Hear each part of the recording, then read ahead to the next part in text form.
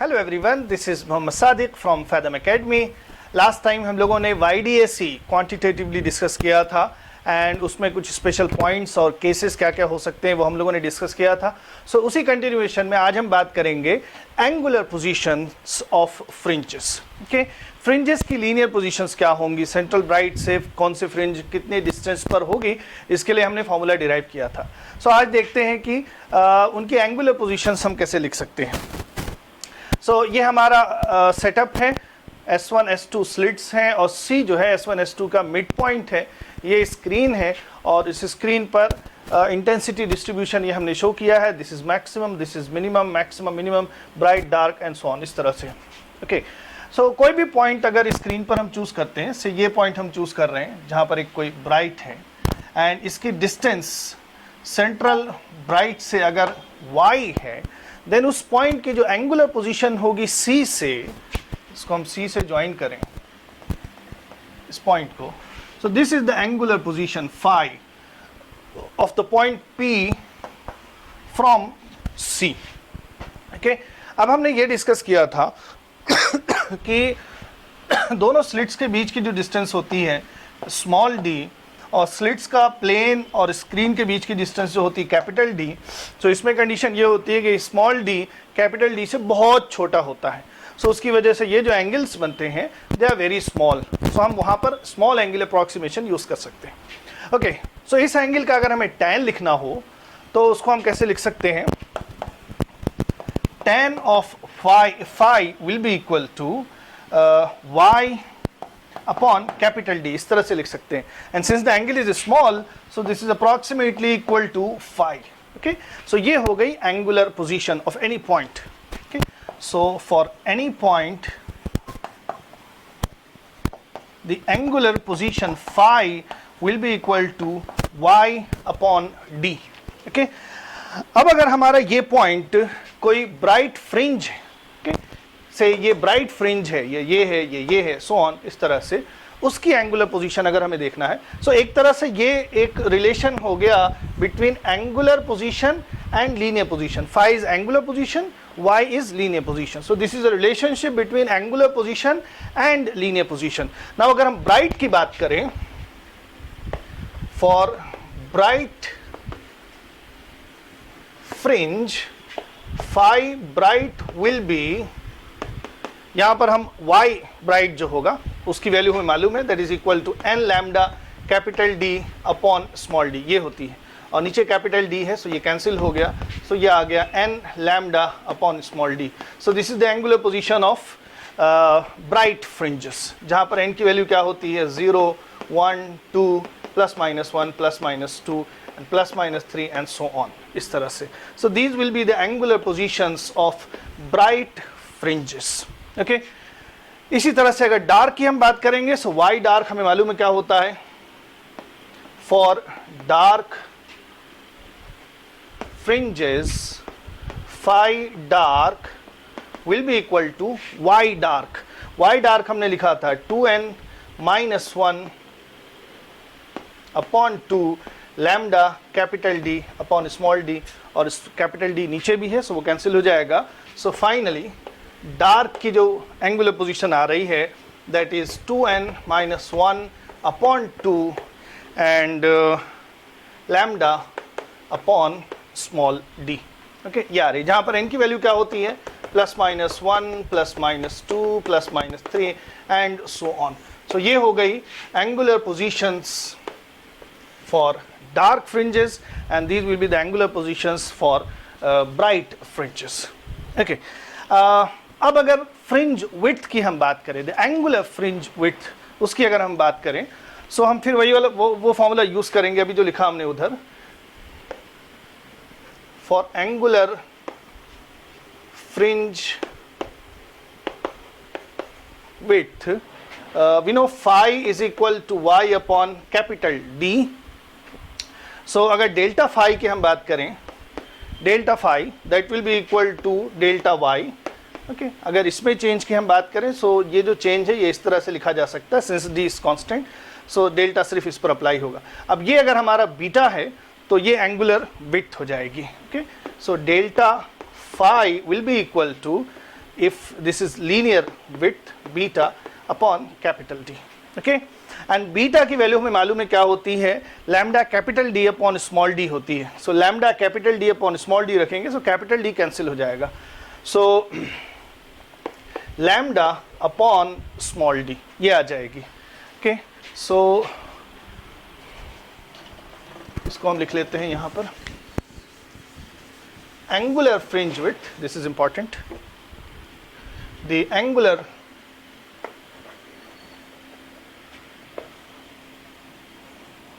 fringe width delta phi is equal to either beta upon capital D or lambda upon small d. ये होती है.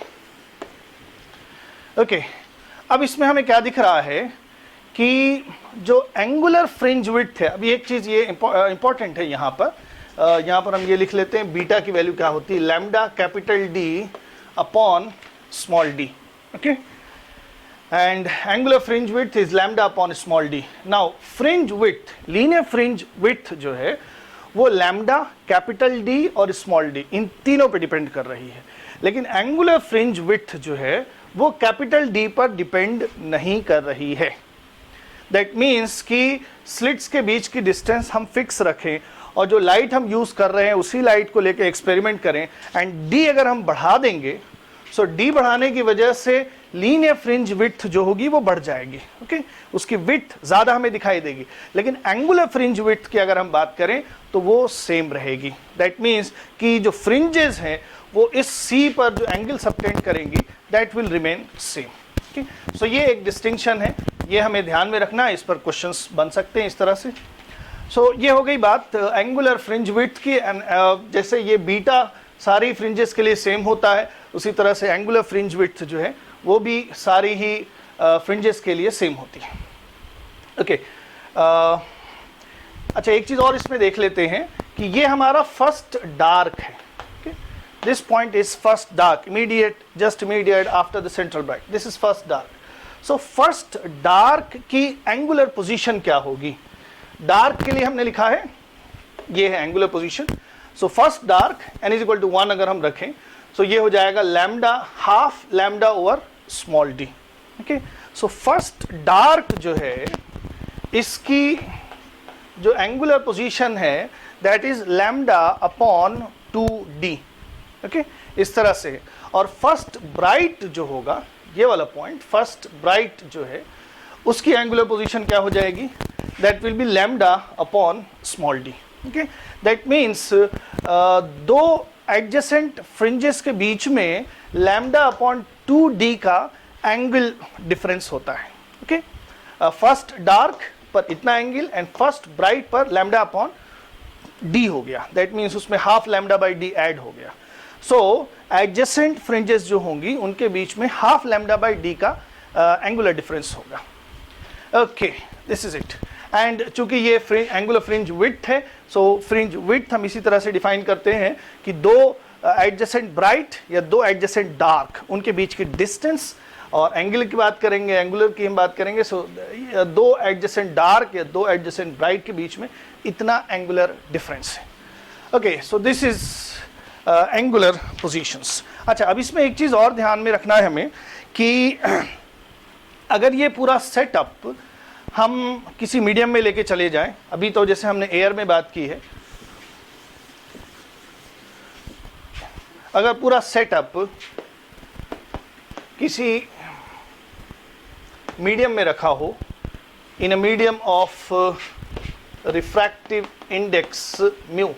सो हमें मालूम है कि मीडियम में अगर रिफ्रैक्टिव इंडेक्स म्यू है तो जो वेवलेंथ होगी वो लैम्डा अपॉन म्यू हो जाएगी. ओके, सो इसकी वजह से जो एंगुलर पोजीशंस हैं डार्क की या ब्राइट की, चूँकि वेवलेंथ चेंज हो रही है इसलिए एंगुलर पोजीशन भी चेंज होगी और एंगुलर विड्थ जो होगी वो भी चेंज हो जाएगी. अब यहाँ पर से ये एयर के लिए है और किसी मीडियम में हम लेंगे तो म्यू की वैल्यू जो होगी वो 1 से ज़्यादा है, दैट मीन्स लैम्डा घट रहा है, तो एंगुलर फ्रिंज विड्थ भी जो होगी वो घट जाएगी.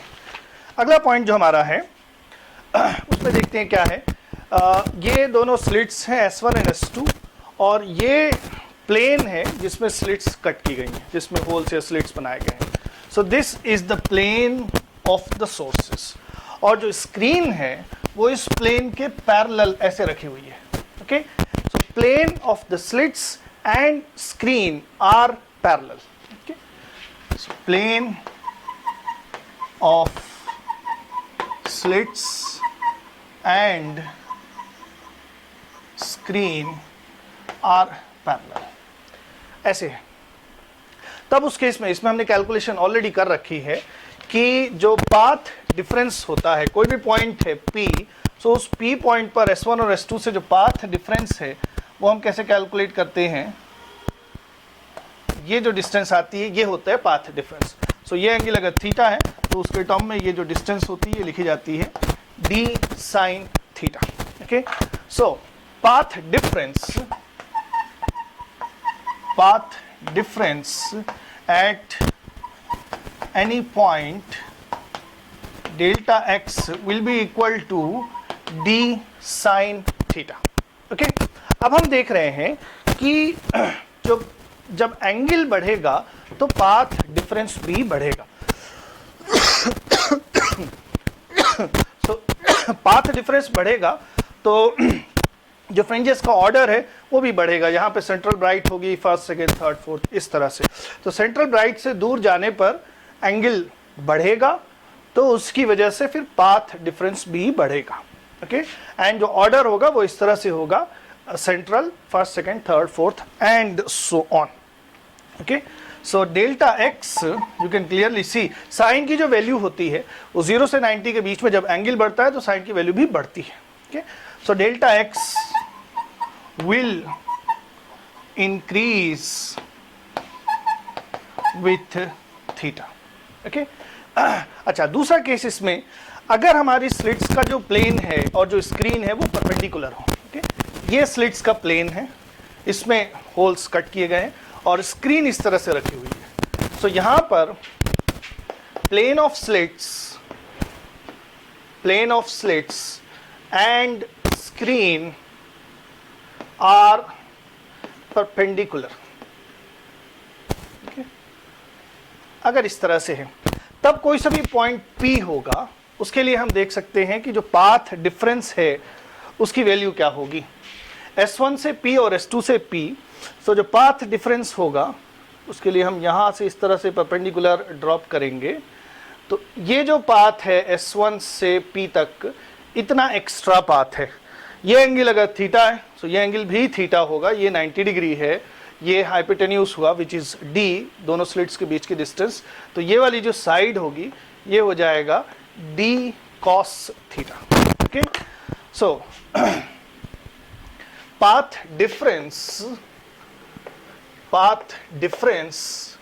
at any point delta x will be d cos theta, and इस सिचुएशन में जब एंगल बढ़ेगा, cos के केस में 0 से 90 के बीच में एंगल बढ़ता है तो cos की वैल्यू घटती है। सो यहां पर जब एंगल बढ़ेगा तो पाथ डिफरेंस घटेगा। सो इस पॉइंट को अगर हम O बोलें, सो O से दूर जाने पर पाथ डिफरेंस घटेगा, एंड करेस्पॉन्डिंगली जो फ्रिंजेस का ऑर्डर है वो भी उल्टा हो जाएगा यहाँ पर। ओके, मतलब इधर जो होंगी वो हायर ऑर्डर की फ्रिंजेस होंगी और ऊपर लोअर ऑर्डर की फ्रिंजेस होंगी। ओके, थर्ड, फोर्थ, फिफ्थ इस तरह से होगा, ऊपर से नीचे आने पर ऑर्डर बढ़ेगा। So this is the path difference when the screen is perpendicular to the plane of the slits. Okay, so यहाँ पर हम देख सकते हैं कि delta X decreases with theta. Okay, ये एक इंपॉर्टेंट पॉइंट है, इस पे क्वेश्चंस बन सकते हैं। एंड ओ पॉइंट की अगर हम बात करें, ये जो पॉइंट ओ है, सो वहां पर S1 और S2 से जो डिस्टेंसेस हैं उसमें जो डिफरेंस है वो हम लिख सकते हैं S1O difference S2O is actually D। Okay, ये D है, और ये D अगर n लैम्डा के बराबर है तो जो O होगा that will be a bright.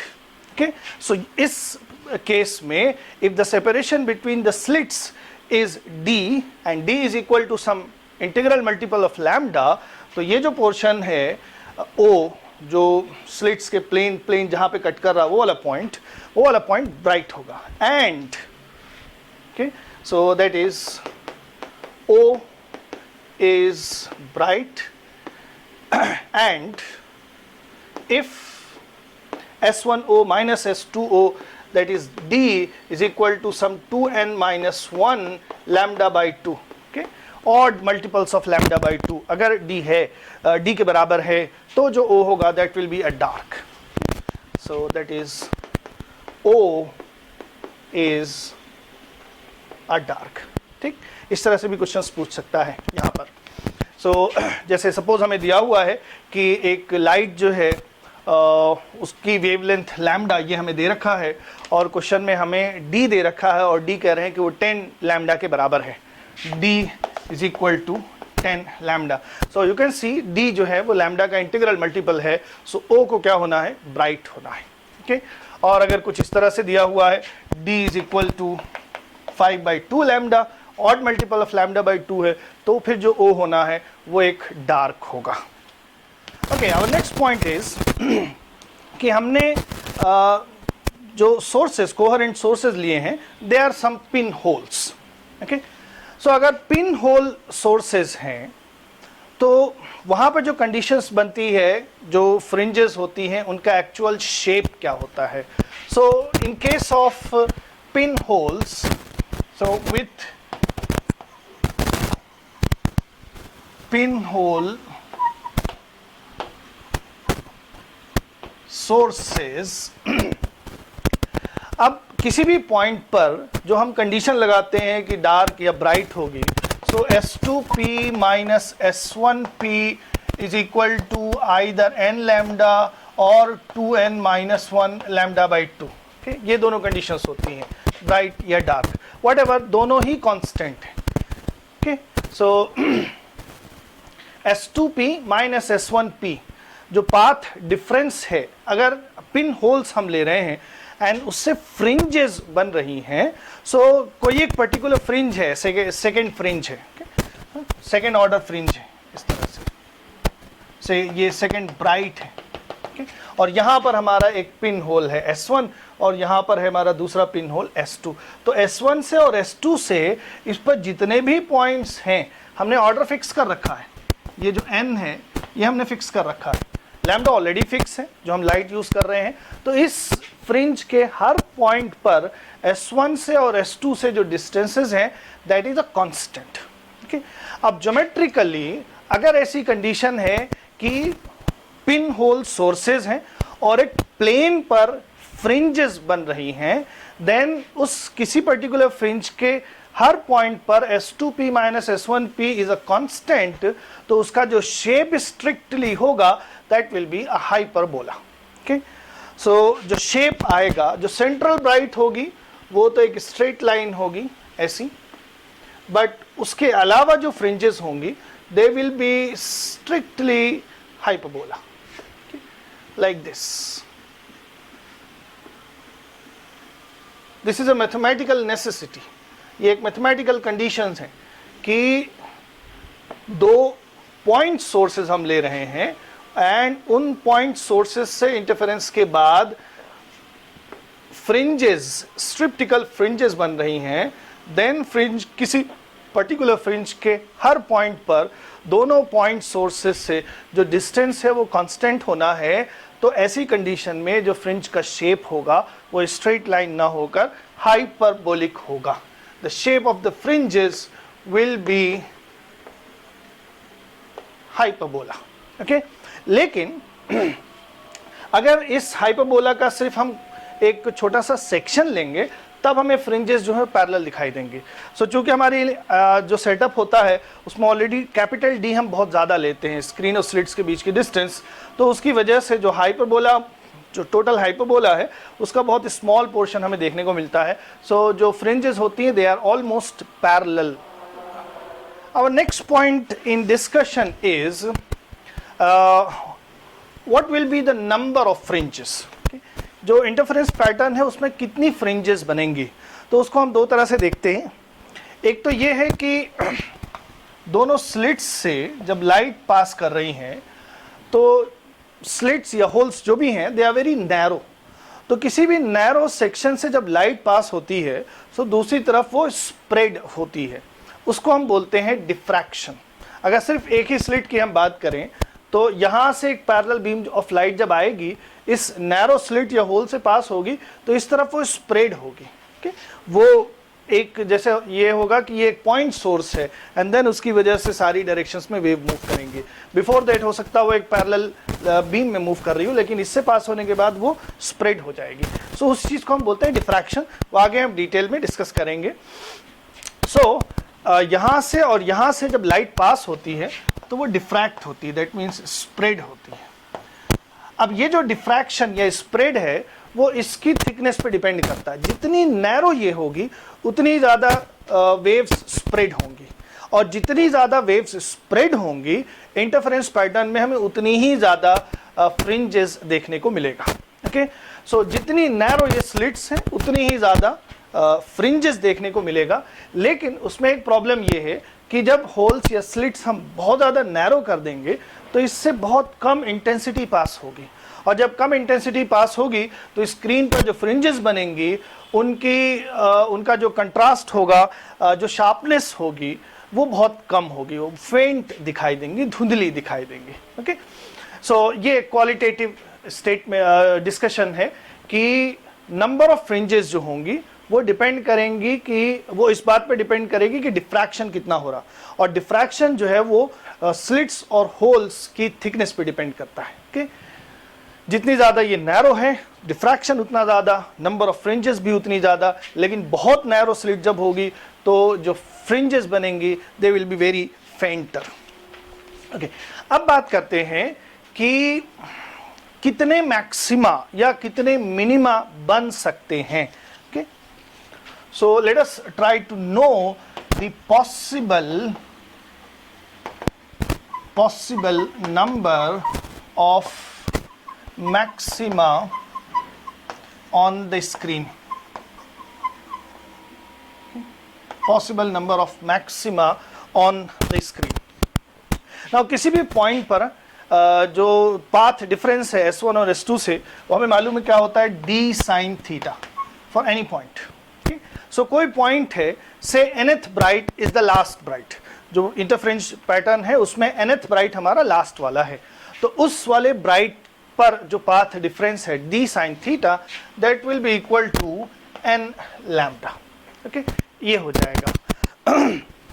Then यहाँ पर sin theta is equal to n lambda upon small d, ये होगा।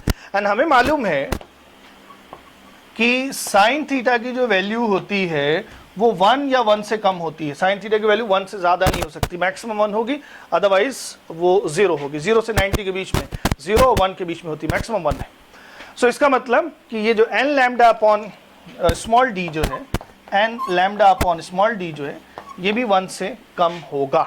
या फिर n की बात करें हम, so n will be less than और equal to d upon lambda, ये हो जाएगा। इसका मतलब मैक्सिमम जो ब्राइट फ्रिंजेस हैं that will be d upon lambda. n जो सबसे बड़ा नंबर हो सकता है that will be d upon lambda. Okay okay, so ये हमारा S1 है और ये S2 है और ये सेंट्रल ब्राइट है, और यहाँ पर ये लास्ट वाला ब्राइट है, और यहाँ पर हमने n की जो वैल्यू कैलकुलेट की है। सो इधर n ब्राइट्स हो गए, उसी तरह से इधर भी n ब्राइट्स होंगे, और एक जो है वो सेंट्रल ब्राइट होता है n इज इक्वल टू 0 के लिए। सो इसका मतलब कि अगर n हमने निकाला है value d upon lambda calculate करके, सो n इधर है और n इधर है और एक सेंट्रल ब्राइट है। So total number of brides जो होगा, टोटल नंबर ऑफ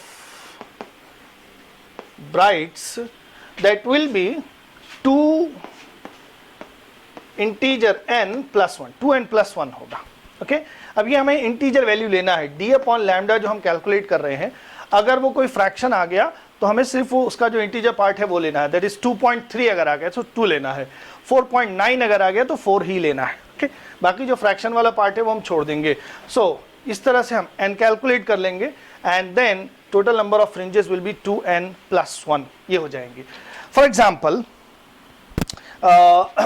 हमें दिया हुआ है कि स्लिट्स के बीच की जो डिस्टेंस है that is equal to 3 lambda, S1 और S2 के बीच की डिस्टेंस 3 लैम्डा ये दे रखा है। तो कितने मैक्सिमा बन सकते हैं उस पर, ओके। सो n की जो मैक्सिमम वैल्यू है that will be d upon lambda, और d की वैल्यू है यहाँ पर 3 lambda upon lambda, that is n is equal to 3 आ गया। सो टोटल मैक्सिमम जो बनेंगे, total maxima that will be 2 into 3 plus 1, that is 7. So there will be total 7 maxima on the screen. Okay, so the next point is about missing wavelengths in front of one slit in YDAC. ये एक YDAC का setup है, S1 S2 उनके बीच की distance, slits और screen के बीच की distance capital D, और यहाँ पर हम एक पॉइंट चूज कर रहे हैं जो कि S1 के जस्ट ऑपोजिट है, in front of S1. Let us choose some point P. Now इस P को necessarily dark होना है. So what should be the conditions? Okay, कौन कौन सी wavelengths होंगी जो necessarily S1 के सामने P पर destructively ही interfere करेंगी, मतलब वो wavelength वहाँ पर missing है, intensity 0 है. Okay, तो अब इस P पॉइंट को अगर डार्क होना है, तो हमें मालूम है कि S2P माइनस S1P जो होना चाहिए वो some odd multiple of lambda by 2 होना चाहिए. Okay, so if P has to be a dark, then the path difference delta x, that is S2P minus S1P, ये हम पहले कैलकुलेट कर लेते हैं, उसके बाद उसमें हम कंडीशन लगाएंगे डिस्ट्रक्टिव इंटरफेरेंस की। तो S2P और S1P ज्योमेट्रिकली देखते हैं क्या आएगा। ओके, S2P जो है इस केस में कैपिटल D के बराबर है, sorry S1P is equal to capital D, और S2P जो है वो इस ट्रायंगल का हाइपोटेन्यूस है। तो S2P को हम लिख सकते हैं under root this square plus this square, okay, that means under root small d square plus capital D square. So S2P की जगह हम लिखेंगे under root capital D square plus small d square minus S1P is simply D, तो ये D हो गया। Now इस पे थोड़ी कैलकुलेशन करते हैं।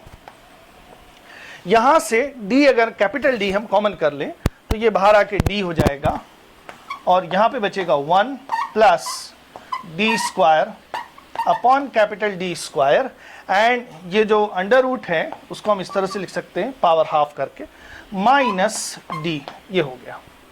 अब यहां पर हम बाइनोमियल एक्सपेंशन की कंडीशन लगाएंगे, सिंस D जो है वो D is much smaller than capital D, so D square upon capital D square जो होगा ये भी 1 से बहुत छोटा होगा।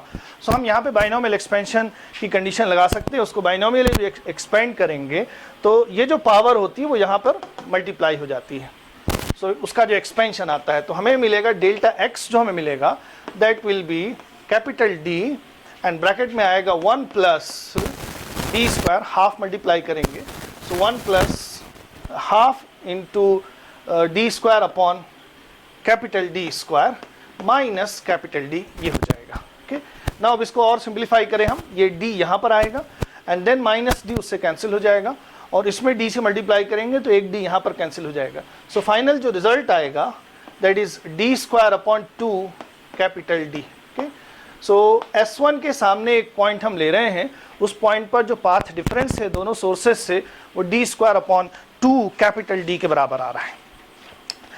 अब अगर P को डार्क होना है, if P is a dark, okay, तो जो पाथ डिफरेंस है डेल्टा x जो होना चाहिए वो 2n-1 लैम्डा बाई 2 इसके बराबर होना चाहिए। ओके, और डेल्टा x हमने कैलकुलेट किया है D square upon 2 capital D, this must be equal to 2n-1 lambda upon 2, इस तरह से होगा। ओके, सो ये 2 यहाँ से कैंसिल हो गया, और लैम्डा की जो वैल्यू आ रही है that is D square upon 2n-1 into capital D. So this wavelength will be missing just in front of S1.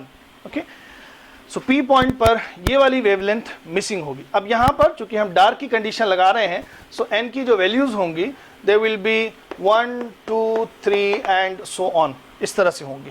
Okay, इसका मतलब कि जो मिसिंग वेवलेंथ्स होंगी वो कौन कौन सी होंगी वो हम लिख सकते हैं। एन की वैल्यू 1 रखेंगे यहाँ पर, so this is just 1, so D square upon capital D, and then उसके बाद 2 रखेंगे, सो ये आएगा d square upon 3 capital D, and then D square upon 5 capital D, and so on. So these wavelengths will be missing in front of S1 at P. Okay, so कई सारी wavelengths हम ले रहे हैं, कई सारी wavelengths के साथ हम experiment कर रहे हैं, तो उनमें से जो wavelengths इन conditions को satisfy करेंगी वो S1 के सामने destructively interfere करेंगी, that means they will be missing at P. Okay. अब अगर हमें नेसेसरीली P को ब्राइट रखना है, डार्क के बजाय अगर हम उसको ब्राइट रखना चाह रहे हैं,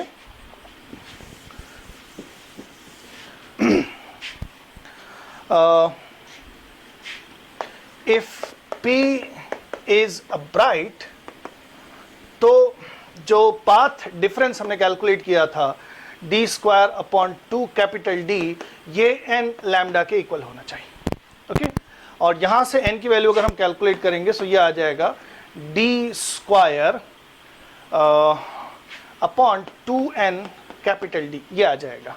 और n की वैल्यू जो है यहाँ पर हम 1 2 3 एंड सो ऑन इस तरह से रखेंगे। n इज इक्वल टू 0 नहीं होगा बिकॉज वो तो सेंट्रल मैक्सिमम है, तो इसके सामने सेंट्रल मैक्सिमम नहीं होगा, सेंट्रल मैक्सिमम तो यहाँ पर होगा ऊपर, सो इसीलिए n इज इक्वल टू 0 नहीं, sorry this is lambda naught n, lambda हमने कैलकुलेट किया है किस वेवलेंथ के लिए ब्राइट मिलेगा। ओके, सो कौन सी वेवलेंथ होगी जो ब्राइट देगी, सो n की वैल्यू 1 रखते हैं, so D square upon 2d, and then D square upon 4d, and then d square upon 6d, and so on. So these wavelengths will interfere constructively in front of S1. Okay, तो इस तरह से हमसे questions पूछे जा सकते हैं। Okay, so the next point is lateral displacement of fringes. अब इसको देखते हैं क्या है। ये YDAC का सेटअप है, S1 S2 स्क्रीन। अब हम यहाँ पे क्या कर रहे हैं, S1 के सामने एक थिन ट्रांसपेरेंट शीट इंट्रोड्यूस कर रहे हैं। okay? यहाँ पर हमने एक थिन ट्रांसपेरेंट मीडियम कोई रख दिया, शीट ग्लास है, फाइबर है इस तरह का, सो कोई थिन ट्रांसपेरेंट शीट रखा है, तो S1 से जो भी लाइट रे पास होगी वो उस शीट से होके फिर आगे जाएगी। सो इस तरह से हमने इसके सामने एक थिन ट्रांसपेरेंट शीट है, फिगर में हम इसकी थिकनेस ज़्यादा दिखाते हैं, but you should remember this is a thin transparent sheet. अब इसकी वजह से क्या होगा कि पहले S1 और S2 दोनों से O तक की जो ऑप्टिकल पाथ लेंथ है वो सेम था, लेकिन अभी S2 से लाइट O तक वो तो डायरेक्टली एयर में ट्रेवल करके पहुंच जाएगी, लेकिन S1 से जो लाइट आएगी वो कुछ डिस्टेंस एयर में ट्रेवल करेगी और कुछ डिस्टेंस जो है वो मीडियम में ट्रेवल करेगी, सो उसका ऑप्टिकल पाथ जो होगा वो बदल जाएगा। ओके, सो इस शीट की वजह से S2O और S1O बराबर नहीं होंगे, ऑप्टिकल पाथ लेंथ जो होगी वो बराबर नहीं होगी। ज्योमेट्रिकल पाथ लेंथ अभी भी सही बराबर है, लेकिन ऑप्टिकल पाथ लेंथ उसी की हम बात करते हैं, उसी के टर्म में हम इंटरफेरेंस की बात करते हैं। सो ऑप्टिकल पाथ लेंथ इसके इंट्रोडक्शन की वजह से चेंज हो जाएगी। इसका मतलब कि जो O होगा that will no longer be the central bright.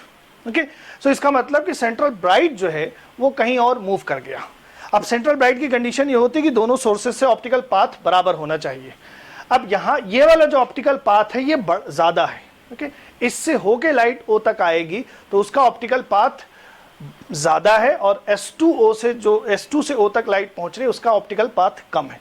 अब ये वाला पाथ लंबा है और ये वाला पाथ छोटा है, उसके लिए कौन सा पॉइंट होगा जहां पर ऑप्टिकल पाथ बराबर है, तो उसके लिए यहां पर एयर में पाथ कम करना पड़ेगा। इसका मतलब जो सेंट्रल ब्राइट है वो कुछ ऊपर चला जाएगा, ताकि जो इसकी वजह से ऑप्टिकल पाथ बढ़ रहा है वो हम ज्योमेट्रिकली उसको घटा दें। Okay, so the central bright will move upward. इसको मैथमेटिकली भी अभी शो करके दिखा देंगे। सो पहली बात तो ये है कि जो सेंट्रल ब्राइट होगा वो अब फिर इस O पॉइंट पर नहीं मिलेगा, वो शिफ्ट कर जाएगा। ओके, सो कैलकुलेट करते हैं कि कितना शिफ्ट करेगा जो सेंट्रल ब्राइट होगा। ओके, सो से सपोज कि हमने ये कहा कि जो सेंट्रल ब्राइट है वो कहीं यहाँ पहुँच गया, P पॉइंट पर पहुँच गया। ओके, सो S1 से लाइट P तक पहुँच रही है और S2 से भी P तक पहुँच रही है, इस तरह से। ओके, अब P पर अगर सेंट्रल ब्राइट है तो S1 से P और S2 से P जो ऑप्टिकल पाथ है वो बराबर होना चाहिए। तो लेट अस सी कि S1 से ऑप्टिकल पाथ क्या है। Okay, optical path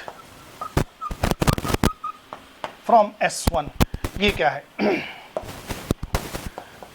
S1P। Okay, इसको इस तरह से लिख लेते हैं। तो लाइट जो है वो S1 से P तक कितनी डिस्टेंस एयर में ट्रेवल कर रही है, S1P माइनस टी। ओके, सो S1P माइनस टी, इतनी डिस्टेंस उसने एयर में ट्रेवल की है, प्लस इसके अंदर जो डिस्टेंस ट्रेवल हो रही है तो वो पाथ लेंथ हम कैसे लिखेंगे, म्यू टी, इस तरह से लिखा जाएगा। ओके, सो इसको हम लिख सकते हैं S1P और यहाँ से अगर हम T कॉमन कर लें प्लस T, सो ये हो जाएगा म्यू माइनस 1। ओके, सो S1 से P तक जो ऑप्टिकल पाथ है वो इतना है। And similarly optical path from S2 to P, that is S2P।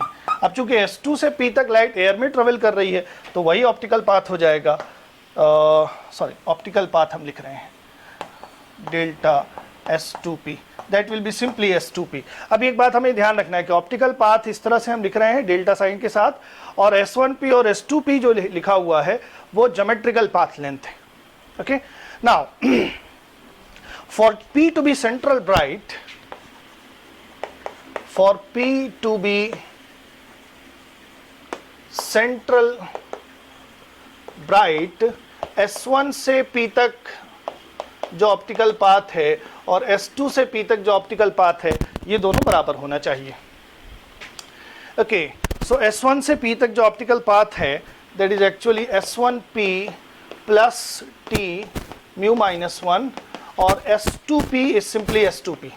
Okay, then यहाँ पर इसको हम इधर लेकर आए, so S2P minus S1P is equal to T into mu minus 1, ये आ रहा है। ओके, अब S2P माइनस S1P जो वैल्यू होती है, अच्छा एक चीज़ हम यहाँ पे देख लेते हैं और कि म्यू की वैल्यू चूंकि 1 से ज़्यादा है इसलिए ये जो ब्रैकेट है ये पॉजिटिव आएगा, T थिकनेस है ऑलरेडी पॉजिटिव है तो ये पूरी चीज़ पॉजिटिव आएगी। पॉजिटिव का मतलब कि S2P जो है वो S1P से ज़्यादा है। ओके, रिमेंबर S1P और S2P ज्योमेट्रिकल लेंथ्स हैं, तो S2P अगर S1P से ज़्यादा है तो जो P पॉइंट है उसको O से कुछ ऊपर होना है। ओके, सो इसलिए हम यहाँ से ये शो कर सकते हैं कि so this shows that the central bright moves towards the slit against which the sheet is kept. Okay, so S1 के सामने शीट रखी गई है तो उसी की तरफ सेंट्रल ब्राइट शिफ्ट कर जाएगा। So the central bright moves towards S1. Okay, यहाँ हमें ये ध्यान रखना है कि जिसके सामने शीट रखेंगे उसी की तरफ सेंट्रल ब्राइट शिफ्ट कर जाएगा।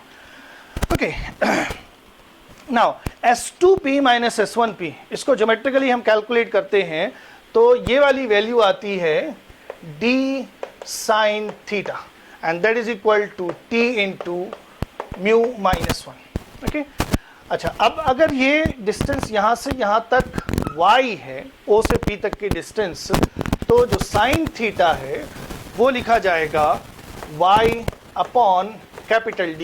ये कई बार हम कर चुके हैं कैलकुलेशन, स्मॉल एंगल है इसलिए साइन थीटा को tan थीटा के टर्म में हम लिख रहे हैं यहाँ पर।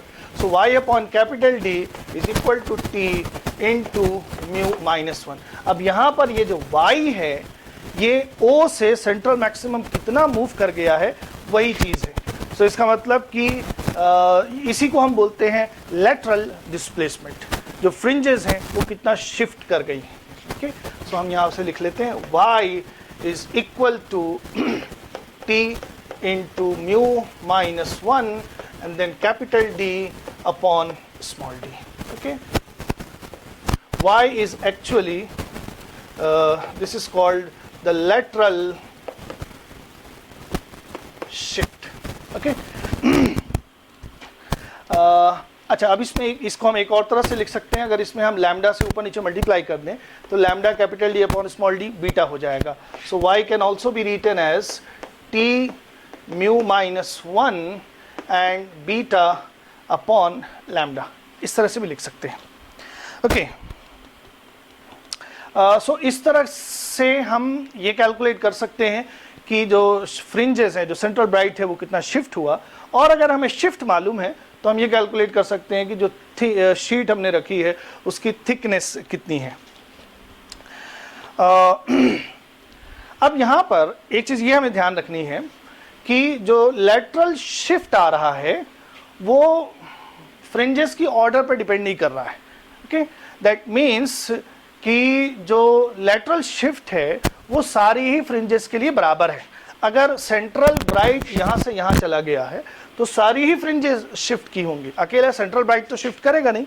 सो वो पूरा फ्रिंज पैटर्न शिफ्ट कर जाता है। सो अगर ये हमने सेंट्रल ब्राइट के लिए कैलकुलेट किया है, so this is true for all fringes. So इतना हमारा पूरा पैटर्न इतनी डिस्टेंस शिफ्ट कर जा रहा है। सो अब यहाँ पर एक बात ये देखना है कि जो लेटरल डिस्प्लेसमेंट है वो टी पर डिपेंड कर रहा है, capital D, small D and mu पे डिपेंड कर रहा है। और म्यू जो है वो अलग अलग वेवलेंथ के लिए अलग अलग होता है। ओके, सो किसी पर एक सिंगल कलर के साथ हम एक्सपेरिमेंट कर रहे हैं तो लेटरल शिफ्ट जो होगा वो सारी फ्रिंजेस के लिए सेम होगा। लेकिन अगर हम वेवलेंथ बदल देंगे तो इसमें लैम्डा नहीं दिख रहा, लेकिन ये चीज़ लैम्डा पे डिपेंड करती है। सो उसकी वजह से लैम्डा चेंज हो जाएगा, म्यू चेंज हो जाएगा, तो फिर lateral shift भी चेंज हो जाएगा। So for a given color, the lateral displacement is same for all the fringes, but अगर हम lambda चेंज करेंगे so lateral displacement जो होगा वो different होगा।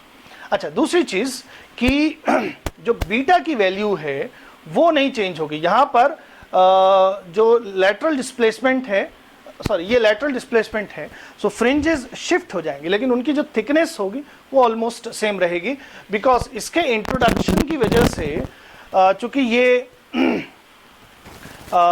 जो शीट यहाँ पर हमने ले रखी है उसकी थिकनेस बहुत कम है। सो बहुत कम टाइम के लिए लाइट इस मीडियम में ट्रेवल कर रही है and almost all the time light जो है वो एयर में ही ट्रेवल कर रही है। सो उसकी वजह से जो बीटा हम चूज करते हैं lambda capital D upon small D, सो लैम्डा जो है वो मोस्ट ऑफ द टाइम वही एयर में ही लाइट ट्रेवल कर रही है। सो इसलिए बीटा पे कोई फर्क नहीं पड़ेगा। सो इस तरह की शीट के इंट्रोडक्शन की वजह से फ्रिंज पैटर्न शिफ्ट करेगा लेकिन जो फ्रिंज विड्थ है वो सेम रहेगी। अच्छा, अब इसमें एक चीज़ और हम कैलकुलेट करते हैं कि ये जो लेटरल शिफ्ट है ये कितने फ्रिंजेस के बराबर है। जो पैटर्न है वो कितने fringes, number of fringes shift हुआ। ठीक है, सो अभी हम कैलकुलेट करते हैं कि कितनी फ्रिंजेस शिफ्ट हुई। We can calculate number of fringes shifted. Okay, अब चूंकि बीटा सेम रह रहा है और इतना लेटरल डिस्प्लेसमेंट है, अब इसमें कितना बीटा है, कितनी फ्रिंजेस हैं, उतनी फ्रिंजेस शिफ्ट हुई हैं, वो नंबर हो जाएगा। So y upon thickness of one fringe. Okay, और y हमने कैलकुलेट किया है उस तरह से t mu minus 1 beta upon lambda. So ये हो जाएगा t म्यू माइनस 1 बीटा, ये कैंसिल हो जाएगा यहाँ से, and upon lambda. So this is the number of fringes shifted. इस तरह से भी क्वेश्चंस आते हैं कि कितनी फ्रिंजेस जो होंगी वो शिफ्ट होंगी। अब यहाँ पर ये दिख रहा है कि टी और म्यू जो है ये तो सेटअप पर डिपेंड कर रहा है कि जो सेटअप है उसमें हमने जो शीट ली है वो कैसी है। अगर टी और म्यू हम नहीं चेंज करेंगे तो जो नंबर ऑफ फ्रिंजेस हैं वो कितनी शिफ्ट होंगी ये लैम्डा पे डिपेंड करेगा। अगर शॉर्ट वेवलेंथ हम ले रहे हैं तो ज़्यादा फ्रिंजेस शिफ्ट होगी, लॉन्ग वेवलेंथ लेंगे तो कम फ्रिंजेस शिफ्ट होंगी। Okay, so the number of fringes shifted is inversely proportional to the wavelength of light. अच्छा, for a given setup, this is important, for a given setup n lambda is equal to t into mu minus 1, ये हो जाएगा। अब for a given setup ये पूरी चीज़ constant है। इसका मतलब कि n lambda जो है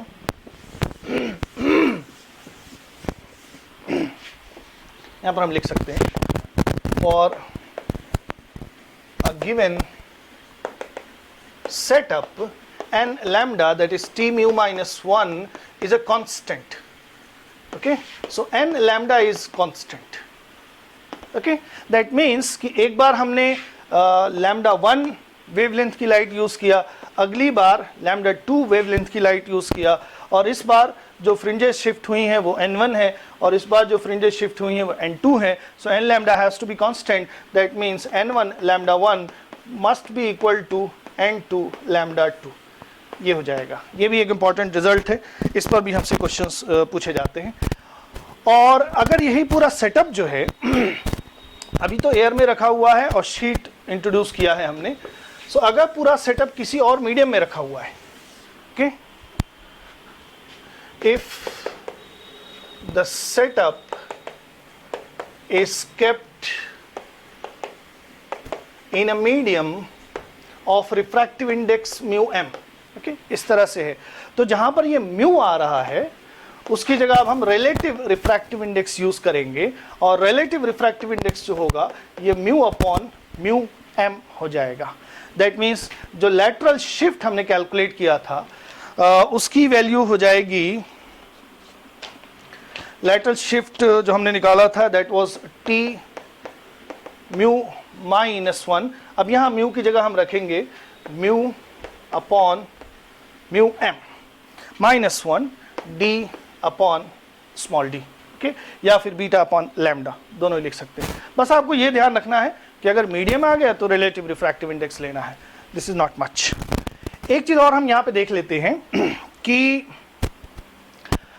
इसके इंट्रोडक्शन की वजह से जो सेंट्रल ब्राइट है वो तो यहाँ पहुँच गया. अब इसकी बात कर लेते हैं कि ये क्या होगा. तो यहाँ पर पाथ डिफरेंस क्या होगा.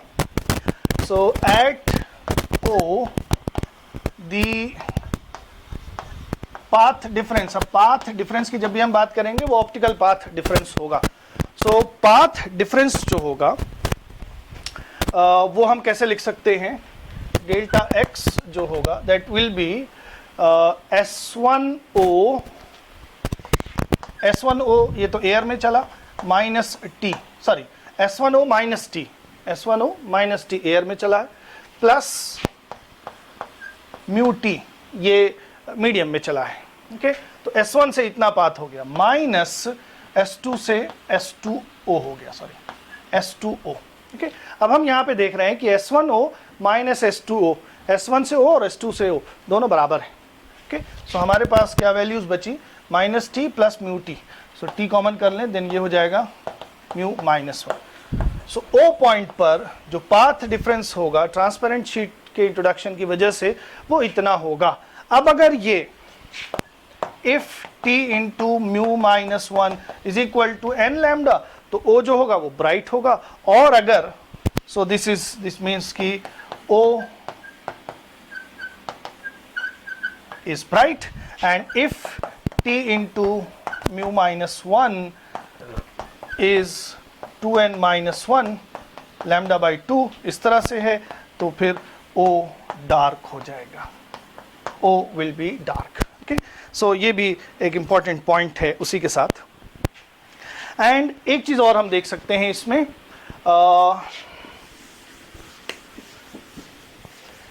से दो शीट्स इंट्रोड्यूस की जा रही हैं. ये भी सिंपल सा केस है. इसे बना लेते हैं. यहाँ पर S1 है और ये S2 है और ये हमारी स्क्रीन है. ये सेंट्रल ब्राइट की पोजीशन है in absence of any sheet. ना हमने क्या किया कि यहाँ पर एक शीट रखा है, इसकी थिकनेस है T1 और इसका रिफ्रैक्टिव इंडेक्स है μ1, और एक और शीट यहाँ पे रख रहे हैं और इसकी थिकनेस T2 है और इसका रिफ्रैक्टिव इंडेक्स μ2 है. लेकिन जो सेंट्रल ब्राइट है वो शिफ्ट नहीं हो रहा, कहीं शिफ्ट नहीं हो रहा, वहीं ऊपर ही रह रहा है. इसका मतलब कि इन दोनों ने जितना पाथ डिफरेंस प्रोड्यूस किया है वो सेम है. ये वाली शीट ऑप्टिकल पाथ जितना बढ़ा रही है, ये वाली शीट भी उतना ही ऑप्टिकल पाथ बढ़ा रही है या डिफरेंस क्रिएट कर रही है. तो उसकी वजह से दोनों सेम अमाउंट ऑप्टिकल पाथ को बढ़ा रहे हैं, तो S1 से O और S2 से O जो ऑप्टिकल पाथ है वो सेम रहेगा. ओके, सो अगर ऐसा है कि ऐसी दो शीट रख रहे हैं but O is still a bright, O अभी भी ब्राइट है। इसका मतलब इसके इंट्रोडक्शन की वजह से जो पाथ डिफरेंस क्रिएट हो रहा है वो इसके पाथ डिफरेंस ये जितना क्रिएट हो रहा है उसके बराबर है। ओके, सो अभी हमने देखा कि O पॉइंट पर एक शीट कितना पाथ डिफरेंस क्रिएट करेगी, that will B T mu minus 1, so this is T1 mu 1 minus 1। अब ये जो पाथ डिफरेंस है वो इसके बराबर होगा। ओके, इसने इतना पाथ डिफरेंस क्रिएट किया तो इसने भी उतना ही क्रिएट किया होगा, दैट मीन्स उसकी वजह से जो पाथ डिफरेंस क्रिएट हो रहा है T2 mu 2 minus 1, these two will be equal। सो ये कंडीशन हो जाएगी अगर दो शीट्स हम इस तरह से इंट्रोड्यूस कर रहे हैं तो। Okay, our next point is कि इस तरह से ये एक YDS सेटअप है और S1 S2, अब S1 S2 से जो लाइट आती है वो मेन सोर्स ये होता है, यहीं से लाइट फिर इन दोनों से डिवाइड होकर उधर इंटरफेयर करती है।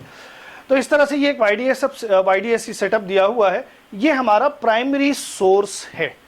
अगर ये प्राइमरी सोर्स मूव किया जाएगा तो इंटरफेरेंस पैटर्न पे क्या फ़र्क पड़ेगा वो हम देख लेते हैं। सो जनरली जो हमारा YDS सेटअप होता है वो इस तरह से होता है, जो S है वो S1 S2 के परपेंडिकुलर बाइसेक्टर पे रखा होता है। वो तब उसकी वजह से क्या होता है कि दोनों स्लिट्स से सेम इंटेंसिटी पास होती है। सो सेम इंटेंसिटी जब पास होती है तो हमने डिस्कस किया था कि कंट्रास्ट अच्छा बनता है। ना अगर इस S को इसी लाइन पर हम इसी लाइन के अलोंग मूव करें, ओके, तो इंटरफेरेंस पैटर्न जो है उसमें फ्रिंजेस की पोजीशन पे कोई फर्क नहीं पड़ता है, फ्रिंजेस अपनी ही जगह पे रहती हैं, उसमें कोई फर्क नहीं पड़ता है। हाँ, जब ये S दूर जाएगा तो इन दोनों से जो इंटेंसिटी पास हो रही है वो कुछ कम हो जाएगी, और जब ये S पास में जब जितना होगा तो इन दोनों से जो इंटेंसिटी पास हो रही है वो भी ज़्यादा होगी। तो S की मोशन अगर इसी लाइन पर हो रही है तो जो इंटरफेरेंस पैटर्न है उसकी इंटेंसिटी पे बहुत थोड़ा सा फर्क पड़ेगा। ओके, बाकी फ्रिंजेस की पोजीशन पे कोई फर्क नहीं पड़ेगा। लेकिन अगर इस S को इस लाइन के परपेंडिकुलर हम मूव करें, ओके, से हमने S को यहाँ से उठाकर यहाँ कहीं रख दिया, ये है नई पोजीशन प्राइमरी सोर्स की, तो जो सेंट्रल मैक्सिमम होता है वो शिफ्ट हो जाता है। अब इसको हम कैलकुलेट करके दिखा सकते हैं। तो से जो सोर्स है वो ये पॉइंट ले लेते हैं C। सो जो सोर्स प्राइमरी सोर्स है उसकी अब जो पोजीशन है C के साथ वो फाई है। हमने इसको प्राइमरी सोर्स को फाई एंगल डिस्प्लेस कर दिया। ओके, सो हम ये कह रहे हैं कि हमारा जो सेंट्रल ब्राइट है वो कहीं शिफ्ट कर जाएगा। सो लेट अस चूज कोई भी आर्बिट्रेरी पॉइंट चूज कर लेते हैं, बाद में हम कैलकुलेट करके देखेंगे कि एक्चुअली कहाँ जाता है। सो मान लेते हैं कि सेंट्रल ब्राइट हमारा यहाँ पहुँच गया, O से P पर शिफ्ट कर गया। अब सेंट्रल ब्राइट अगर वो है तो सेंट्रल ब्राइट पर ऑप्टिकल पाथ लेंथ बराबर होनी चाहिए। अब ऑप्टिकल पाथ जो है जब ये S इन दोनों के परपेंडिकुलर बाइसेक्टर पर होता है तो ये वाला हम काउंट नहीं करते हैं बिकॉज ये दोनों ऑलरेडी सेम है। लेकिन जब इसको हमने यहाँ पे रख दिया है तो ऑप्टिकल पाथ फिर यहाँ से लेंगे हम। अब यहाँ से ऑप्टिकल पाथ P तक दोनों सोर्सेस से होते हुए सेम होना चाहिए। तो एक बार लाइट जो है, अब इस P की पोजीशन जो है ये मान लेते हैं कि इसकी जो एंगुलर पोजीशन है ये सम फाई डैश। ओके, तो लाइट S डैश से S1 पर आई और फिर S1 से P पर पहुंची और एक बीम S डैश से S2 पर आई और फिर उसके बाद ये P पर पहुंच रही है। अब total optical path S dash S1 plus S1P और S dash S2 plus S2P क्या होना चाहिए? सेम होना चाहिए। Okay, so for P to be bright, for P to be central bright, not any bright, for P to be central bright, S dash S1 plus S1P must be equal to S dash S2 plus S2P.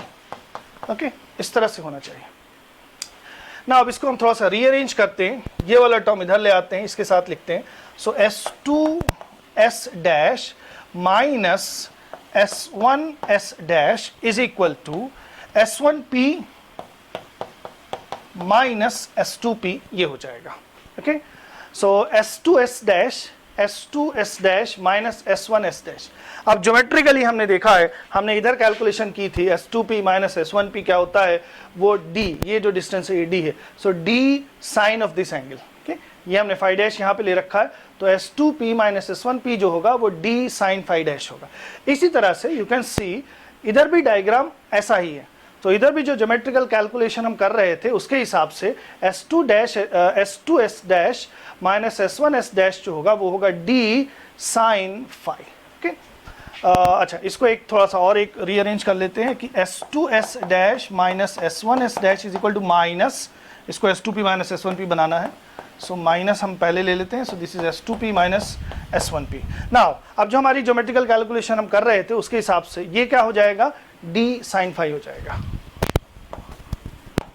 D sine phi हो जाएगा, और ये हो जाएगा minus D sine phi dash हो जाएगा, D cancel हो गया, sine phi is equal to minus sine phi dash. So 0 से 90 के बीच में अगर हम बात कर रहे हैं तो इसका मतलब कि जो फाई है वो माइनस फाई डैश के बराबर है, या फिर जो फाई डैश है वो माइनस फाई के बराबर है, ओके। इसका मतलब कि ये वाला एंगल इसी के बराबर है, लेकिन हमने इधर जो लिया उधर ना हो के वो उसके ऑपोजिट है, ओके। सो सेंट्रल ब्राइट जो है, अगर हमने S को फाई एंगल इधर शिफ्ट किया है तो सेंट्रल ब्राइट जो होगा वो उतना ही एंगल नीचे की तरफ शिफ्ट करेगा, ओके। सो इतना ही एंगल इसको भी शिफ्ट करना है, ये भी क्या होगा, फाई होगा। सो जिधर जिधर ये जाएगा उसके ऑपोजिट में सेंट्रल ब्राइट जाएगा, okay.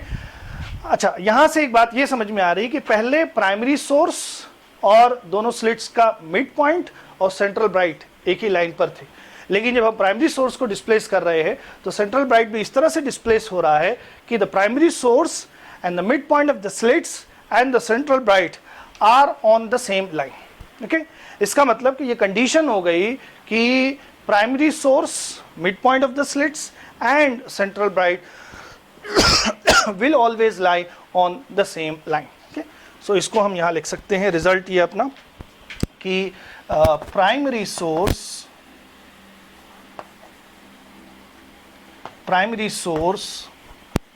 midpoint of S1 S2 and central bright will always be on a line,